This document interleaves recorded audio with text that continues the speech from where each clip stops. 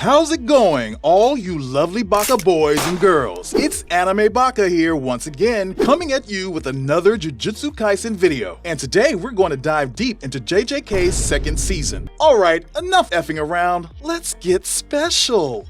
Jujutsu Kaisen's second season opens with a story set about 12 years before the whole mess that happened in season 1. Everyone's favorite white-haired time and space-bending daddy Gojo Satoru is still a sophomore at Tokyo Jujutsu High. Oh, and he's actually best boys with one of the big baddies in 2018, Suguru Geto. First, these two Ikemen go on a side quest to help a couple of their sizzling hot senpais, Mei and Iori, deal with a Scooby-Doo ass house. Afterwards, the two hunky boys receive a task from the front office to deliver Master Tengen's latest vessel. Now, Tengen is an absolute geezer who serves as a literal gatekeeper for Jujutsu Society's real estate. Mans is also near immortal. He just transfers his soul into what he calls a star plasma vessel, so he can keep hodoring. Now, Tengen's vessel happens to be a middle schooler named Riko Amanai. And what the flying have you guys noticed that the characters in JJK always go after underage kids?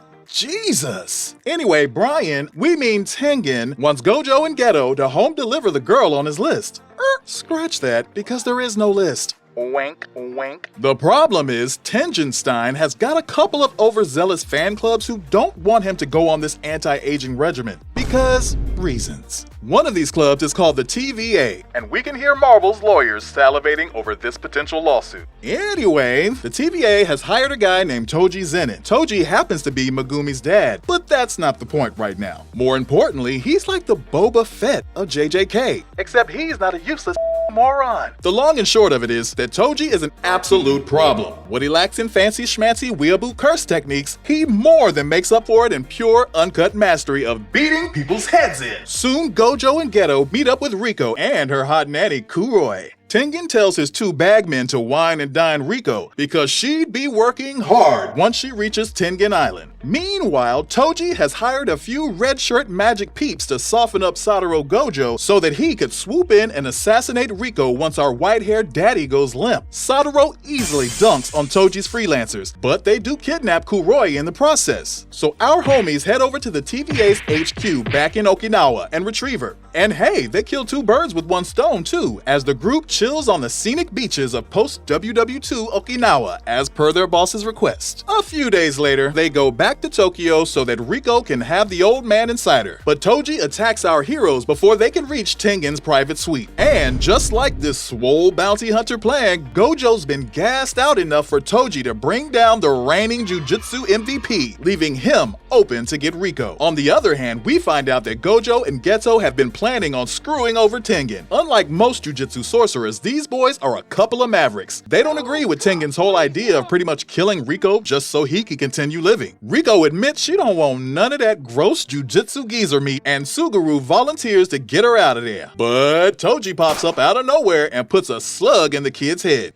Mission complete. He even takes out the nanny, free of charge. Seeing this, Geto gets all aggro, so he and Toji tussle. In the end, Toji proves that good old-fashioned assault always wins against Pokemon Masters when he carves up Suguru Geto. And with that, it's time to get paid, baby. So Toji delivers Riko's body to his clients and makes bank. But as soon as he comes out of the TVA's office, he finds Satoru Gojo literally floating in air waiting for his bounty hunting ass. Gojo spots Toji and goes, "Bruh, I'm telling you, bruh, I can see you tomorrow, today." So Toji's like, "Are you high?" And Gojo goes, "Yo mama." Toji takes this as an invitation to bang, so they do. Gojo bangs Toji so hard that he ends up creating an entirely new orifice in him.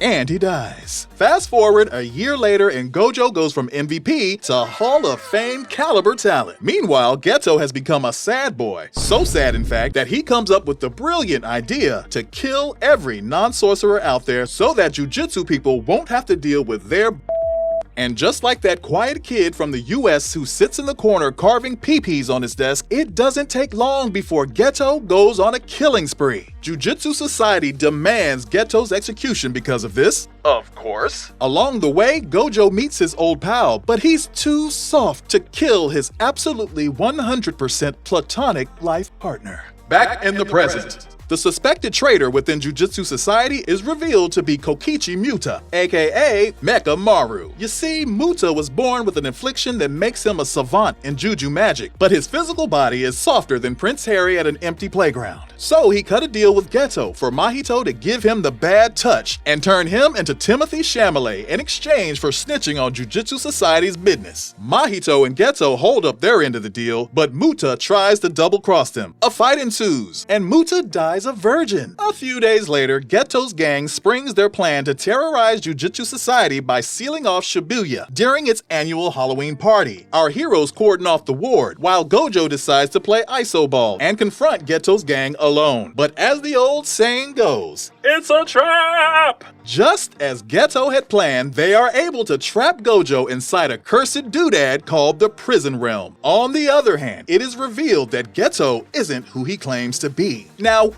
won't go into it too much, but you all should know that Gojo did eventually kill Geto prior to the start of the series, and that a creepy ancient sorcerer named Kenjaku has been using his corpse as a meat puppet ever since. And then, just like what happened to the Indiana Pacers in Game 7 of the 2025 NBA Finals, the rest of the Jujutsu Sorcerers could barely keep up without their star player. As you'd expect, we get a few high-octane scuffles between the heroes and the villains of JJK after Gojo is put on indefinite suspension. But the main takeaway here is when we find out that the half-human, cursed womb painting Choso is actually Yuji's half-brother. These episodes also feature one of the best interrogation scenes you'll see in anime, which happens when ex-salaryman and power top Nanami Kento puts hands on one of Geto's Twinkie gang members, Haruta Shigemo. Nanami's all like, "Do I look like a b-?"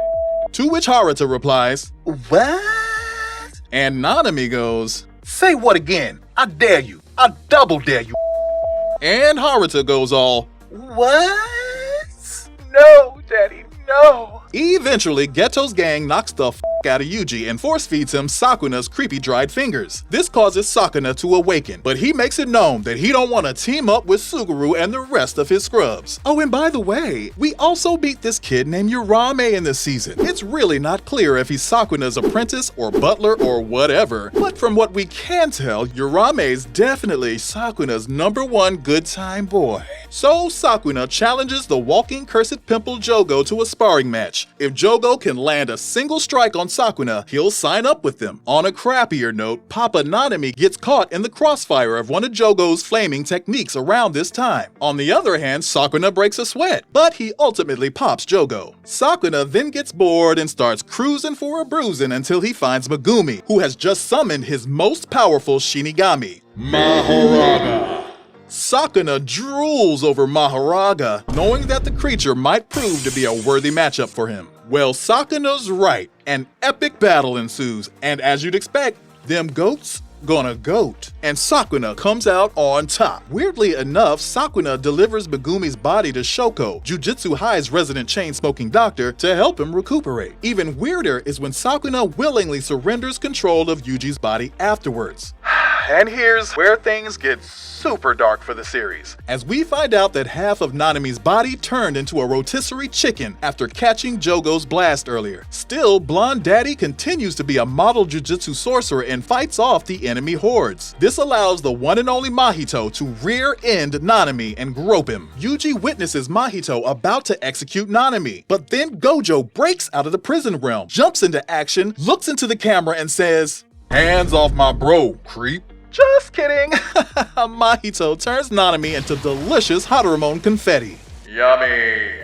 And if that's not bad enough, Mahito next goes after Best Girl Nobara and gives her unwanted facial reconstructive surgery. All these L's throw Yuji off his game, which allows Mahito to nearly put him 6 feet under. But surprise, surprise, Yuji's new bestie and the most questionable teenager ever, Aoi, arrives in the nick of time so that they can double team the notorious groper. Yuji and Aoi boogie-woogie the fuck out of Mahito, and the perv is forced to retreat. A bit of a silver lining, Mahito meets his end when Geto, aka Kenjaku, absorbs Mahito and becomes one of his cursed pocket monsters. From there, the rest of the Jujutsu sorcerers discovered that the person they thought was Geto was actually someone else entirely. On the other hand, Choso realizes Yuji is really his biological half-brother and decides to take his talents to the side of the Jujutsu sorcerers. A scuffle ensues between Choso and Geto, or Kenjaku, Getaku, Kenjeto. Whatever, the weird body snatcher wins. But then, here comes a new challenger. Tsukumo Yuki. Now, Yuki is one of those rare special grade Jujutsu sorcerers in the series, meaning she's an absolute unit in these streets. She also happens to be an upperclassman to both Satoru Gojo and OG Suguru Geto. However, instead of getting an exciting tussle, Kenjaku and Yuki have a debate over the right way to go about dealing with sorcerers and non-sorcerers alike. In the end, Kenjaku springs the next phase of his plan, to sink all of Japan into chaos by forcibly turning its citizens into either unwilling Jujutsu sorcerers or curse users, and then unleashing hordes of cursed spirits throughout the country. You know, typical Jujutsu terrorist things. Kenjaku ultimately escapes and Japan turns into a flaming cesspool of violence and monsters, aka Los Angeles 2025. A few days later, the Japanese government deliberates on whether they should come clean about the existence of curses and cursed spirits. Because sure, it's not too late for that. On the other hand, Jujutsu Society gets all shady and decides to screw over anyone they don't like. First, they brand Gojo as a traitor for being a dick to them, framing him as one of Kenjaku's partners in crime. They also sentenced the principal of Tokyo Jujutsu High to death, because old people don't like it when you make cute panda puppets who know how to do a proper Philly shell. Lastly, they put out another hit on Yuji, tasking Gojo's protege, Yuta Okotsu, to do the deed.